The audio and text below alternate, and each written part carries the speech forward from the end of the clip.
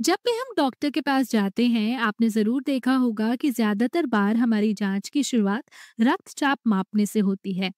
कुछ साल पहले जब मैं डॉक्टर के पास गई थी तो उन्होंने कहा कि मेरा रक्तचाप सामान्य है, 120/80। मैं मुस्कुराई और ऐसा जताया जैसे मुझे सब समझ में आ रहा है। लेकिन सच कहूं तो मुझे कुछ भी समझ नहीं आया कि वो क्या कह रहे थे। मेरे मन में ढेर सारे सवाल थे। पहला सवाल ये था कि रक्तचाप होता क्या है? दूसरा, रक्तचाप में दो अलग-अलग संख्याएं क्यों होती हैं, जबकि व्यक्ति तो एक ही होता है? और तीसरा, क्या ये रक्तचाप मेरे स्वास्थ्य को प्रभावित करता है? तो चलिए इन सारे सवालों को हम इस वीडियो में समझते हैं। शुरुआत करते हैं ये जानने से कि रक्त होता कहाँ है, क्योंकि जब तक हमें ये नहीं पता कि रक्त कहाँ है, हम उसका दाब यानी रक्तचाप कैसे नाप पाएंगे। तो रक्त होता है रक्त वाहिकाओं में और विशेष रूप से धमनियों में, क्योंकि धमनियां हृदय से रक्त को शरीर के अलग अलग हिस्सों तक ले जाती हैं। जब रक्त इन धमनियों से होकर बहता है तो वो धमनियों की भीतरी दीवारों पर एक दाब डालता है। जो दाब धमनियों की दीवारें महसूस करती हैं उसे ही हम रक्तचाप कहते हैं। रक्तचाप वो दाब है जो धमनियों की दीवारों पर रक्त के प्रवाह से पड़ता है। इसे संक्षेप में हम बीपी यानी कि ब्लड प्रेशर भी कहते हैं।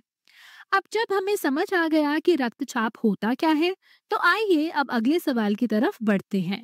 ये जो रक्तचाप की दो संख्याएं होती हैं, 120/80, इनका क्या मतलब होता है?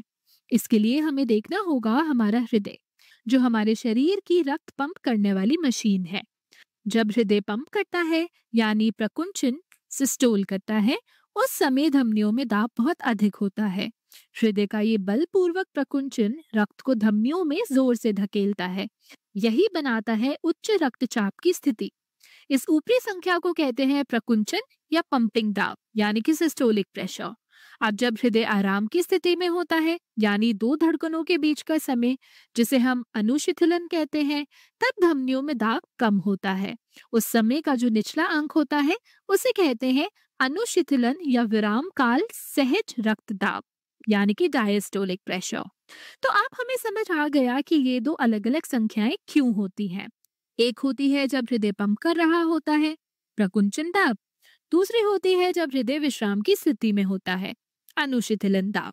अब आखिरी और सबसे महत्वपूर्ण सवाल, क्या रक्तचाप का हमारी सेहत पर कोई असर होता है? खास तौर पर अगर हमारा रक्तचाप उच्च हो जाए तो क्या होता है? देखिए, सामान्य से कम रक्तचाप भी ठीक नहीं होता, लेकिन फिलहाल हम सिर्फ उच्च रक्तचाप की बात करेंगे, क्योंकि यही हमारे पाठ्यक्रम में शामिल है। अब सवाल है, उच्च रक्तचाप किसे कहते हैं? सीधी सी बात, जब रक्तचाप 120/80 से अधिक हो। लेकिन जरा सोचिए, एक सामान्य व्यक्ति का रक्तचाप भी दिन भर के काम या मनोदशा के अनुसार ऊपर नीचे होता रहता है। जैसे मान लीजिए सुबह 6 बजे आप किसी बात को लेकर बहुत तनाव में है। उस समय आपका रक्तचाप 140/90 तक पहुंच सकता है, लेकिन शाम तक बात सुलझ जाती है, आप खुश हो जाते हैं, तब आपका रक्तचाप फिर से सामान्य यानी 120/80 या उसके आसपास हो जाता है। तो क्या हम कहेंगे कि आपको उच्च रक्तचाप है? नहीं, क्योंकि ये तो अस्थायी था, आपकी मनोदशा, क्रियाकलाप या परिस्थितियों के कारण। लेकिन अगर किसी व्यक्ति का रक्तचाप लगातार 140/90 बना रहता है, चाहे वो कुछ भी कर रहा हो, कोई तनाव हो या ना हो, तब हम कहेंगे कि उसे उच्च रक्तचाप है। इसका तकनीकी नाम है अति तनाव यानी कि हाइपोटेंशन। अब आप सोच रहे होंगे कि मनोदशा या गतिविधि से रक्तचाप कैसे प्रभावित हो सकता है। तो इसके लिए आप पिछले वीडियो देख सकते हैं, जिसमें हमने सीखा था कि हार्मोन और तंत्रिका संचारी यानी कि न्यूरोट्रांसमीटर हृदय गति को कैसे प्रभावित करते हैं। जैसे तनाव की स्थिति में हृदय तेजी से धड़कने लगता है, जिससे धमनियों में ज्यादा रक्त जाता है और उसी कारण दाब बढ़ जाता है। अब बात करते हैं, जो व्यक्ति अति तनाव से पीड़ित है उसके शरीर में क्या होता है। हमारी धमनियों में लचीलापन होता है, लेकिन जब लंबे समय तक दाब ज्यादा बना रहता है तो यह लचीलापन धीरे धीरे खत्म हो जाता है। बिल्कुल वैसे ही जैसे आप रबर बैंड का बार बार इस्तेमाल करते हैं तो वो ढीली पड़ जाती है और काम नहीं करती। ठीक ऐसा ही धमनियों के साथ होता है, वो रक्त को ठीक तरह से नहीं पहुंचा पाती। अब जब ताप बहुत ज्यादा हो जाता है तो धमनियों की कोशिकाएं क्षतिग्रस्त हो जाती हैं। उस स्थान पर मरम्मत करने के लिए कोशिकाएं जमा होने लगती हैं, जिससे वो क्षेत्र संकुचित हो जाता है और रक्त के प्रवाह के लिए जगह कम हो जाती है। अगर उस संकुचित स्थान पर रक्त का प्रवाह ज्यादा हो गया तो वो वहां की मरम्मत की गई परत को उखाड़ सकता है, जिससे वहां रक्त का थक्का यानी कि ब्लड क्लॉट बन सकता है।